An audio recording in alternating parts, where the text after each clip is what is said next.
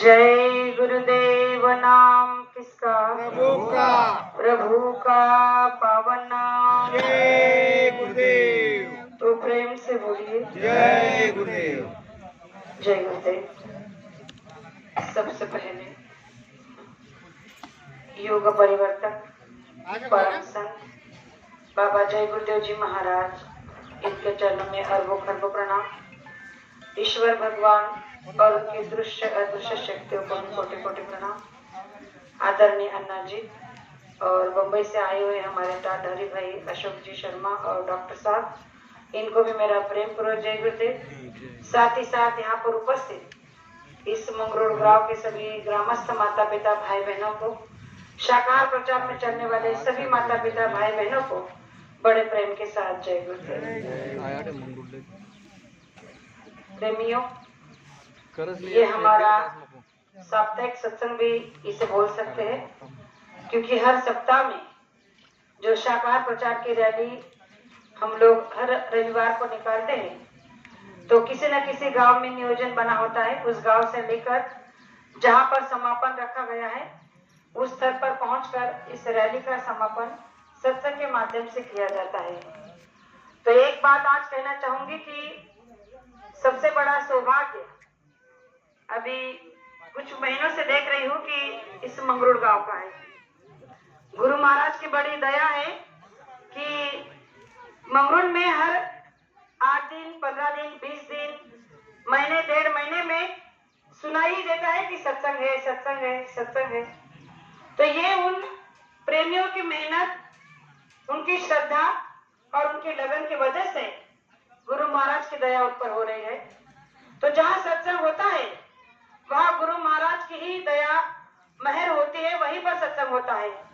अन्यथा हम चाहे जितना सोच ले, समझ ले और तय कर ले कि हमें सत्संग करना है, करवाना है, लेकिन हम सत्संग नहीं कर पाते जब तक मालिक की मौज नहीं हो जाती। तो मालिक की मौज जहाँ हो जाती है वहीं पर सत्संग हो जाता है। तो प्रेमियों, मालिक की दया और मेहर पाने के लिए हम सभी प्रेमी हमेशा ललायत रहते हैं और इसीलिए इस धर्म कार्य में सहयोग भी कर देते हैं।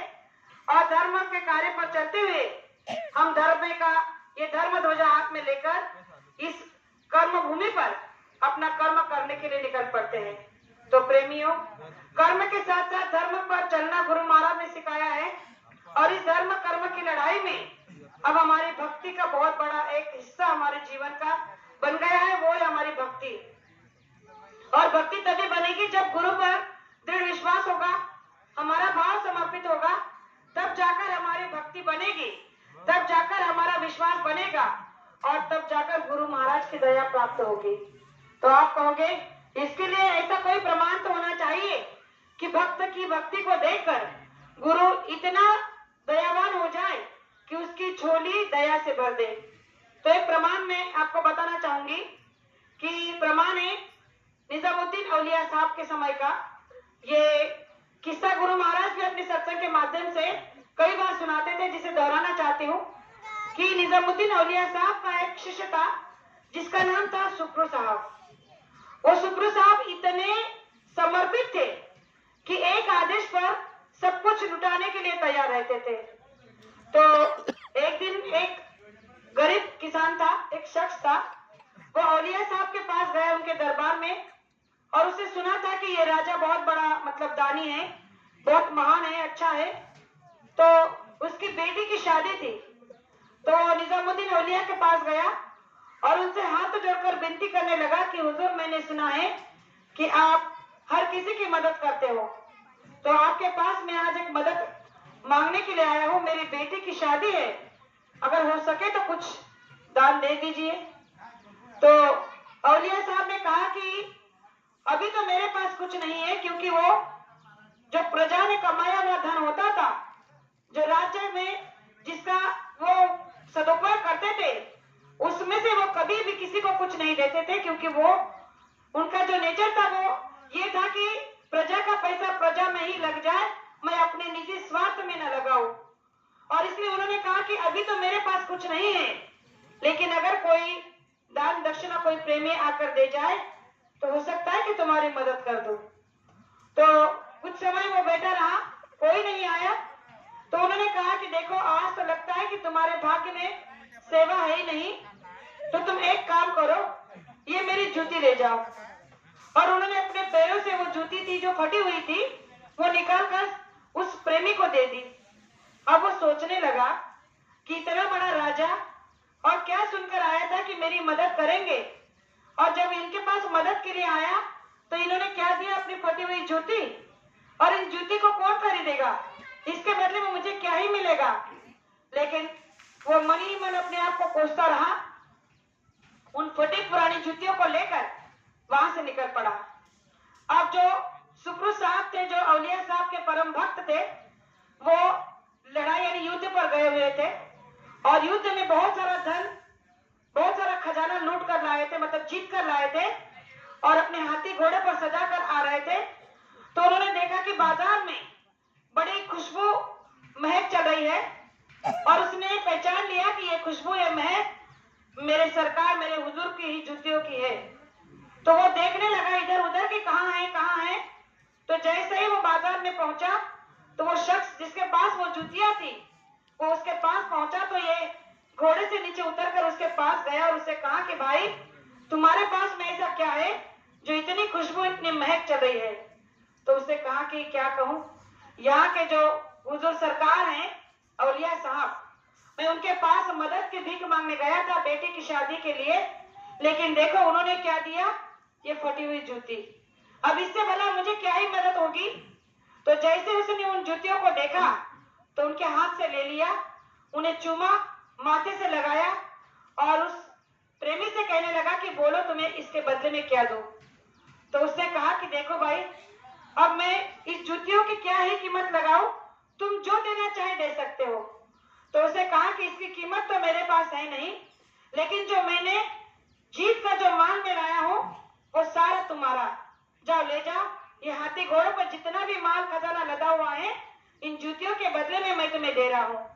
अब वो प्रेमी अचंभित हो गया कि ऐसी इन जूतियों में क्या है जो इसने सारा जीता हुआ अपना धन खजाना मुझे दे दिया। लेकिन उसे तो केवल धन से मतलब था, वो चला गया और उन जूतियों को लेकर जब सुप्रू साहब दरबार में पहुंचे तो अवलिया साहब के सामने रखे तो उन्होंने कहा कि ये तुम्हें कहाँ मिली और तुमने जीत कर जो खजाना लाया था वो कहाँ रखा। तो उस सुप्रू साहब ने कहा कि हुजूर माफ करना, लेकिन मैंने इन जूतियों के बदले में वो सारा खजाना उस प्रेमी को दे दिया, क्योंकि मुझे इन जूतियों से बढ़कर और कुछ नहीं चाहिए था और मैं जानता था कि ये आपकी ही जूतियां हैं। इतनी महक, इतनी खुशबू जो आ रही थी मैंने पहचान लिया और इसलिए उसके बदले में मैंने जीता हुआ सारा धन उसे दे दिया।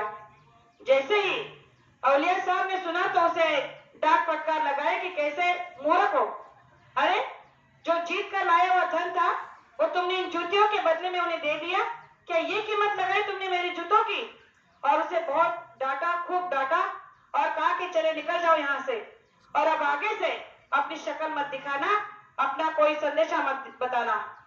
उन्होंने आदेश को शर्माते रखा और वहां से निकलकर जो उनका आश्रम था उस आश्रम से थोड़ी दूर जाकर किनारे, सड़क के किनारे बैठ गया और रोज आते जाते प्रेमियों से अवलिया साहब का जो था संदेशा पूछा था कि हुजूर मानी कैसे है, उन्होंने क्या फरमाया है, क्या आदेश है, क्या निर्देश है।